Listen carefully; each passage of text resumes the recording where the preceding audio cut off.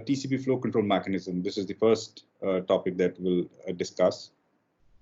And whenever we establish a connection between the two ends using transmission control protocol, the receiver maintains a buffer, allocates a buffer to receive whatever data that is coming from the sender side, right? And the purpose of establishing this buffer is to make sure that the sender should not overflow the buffers, or sender should not send data at a rate faster than the application process at the receiver side. So what if the application is relatively slow at reading the data?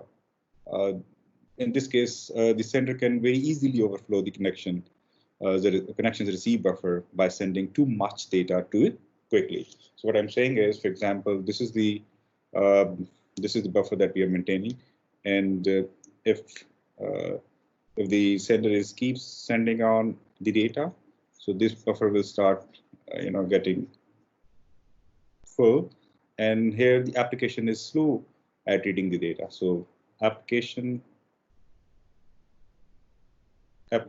is slow at reading data from this buffer.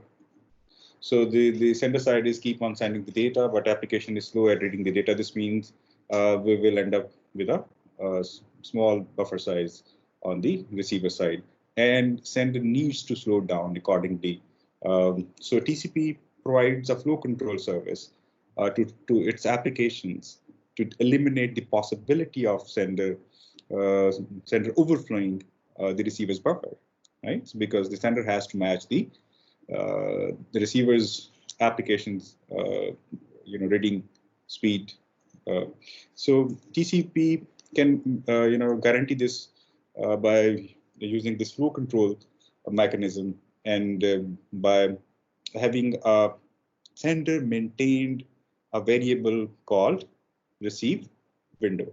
So this receive window here indicates the spare room in the buffer, the space that is available in the buffer.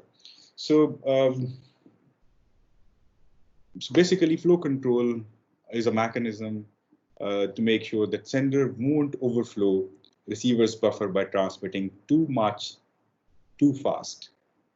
And you can say it's a speed matching service where the sender is matching the send rate to receiver's application drain rate. So this drain rate means that the rate at which the application is reading data from this buffer. Now, in order to implement this flow control mechanism, the receiver maintains certain variables. For example, receiver will maintain the last byte received and last byte read.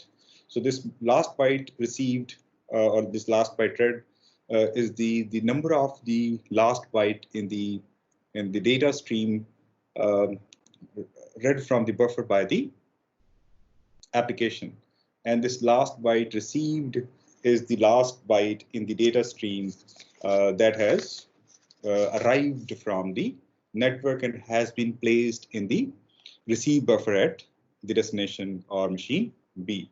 So so if I take the difference of these two, this should always be less than the receive buffer. So by the way, this last byte received, last byte received minus last byte read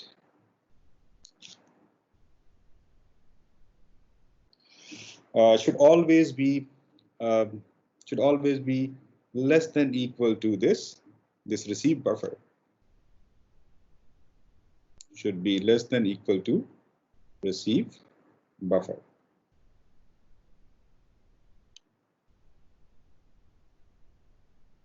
Okay, so why? Because this last byte read and last byte received is basically indicating, this TCP data in the um, in the receiver's buffer, right? So this is the last byte.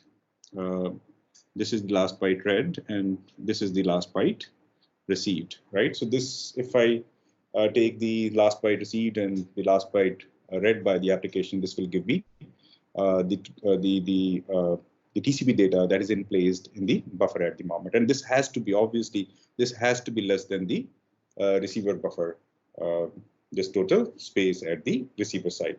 Similarly, the sender maintains a receive window, a variable known as receive window. And if you remember, we also discussed this in the TCP header segment. The TCP header segment has a field known as receive window, if you remember, right? And what is the functionality of this receive window, by the way? Yes, you're right. This indicates the available space in the receiver buffer, and sender will not send data greater than the window advertised by the receiver side. So, by the way, this receive window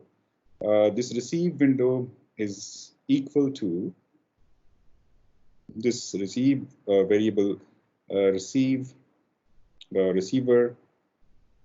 window is equal to the receive buffer minus the difference of the last byte received and the last byte read by the application, which is the available source, which is the data that is placed inside the buffer. So if I take the total buffer space and minus, the data that is available in the buffer, this will give me the available space at the receiver buffer that I can advertise for the sender to send accordingly. Similarly, on the sender side, sender also maintains couple of variables like last byte sent,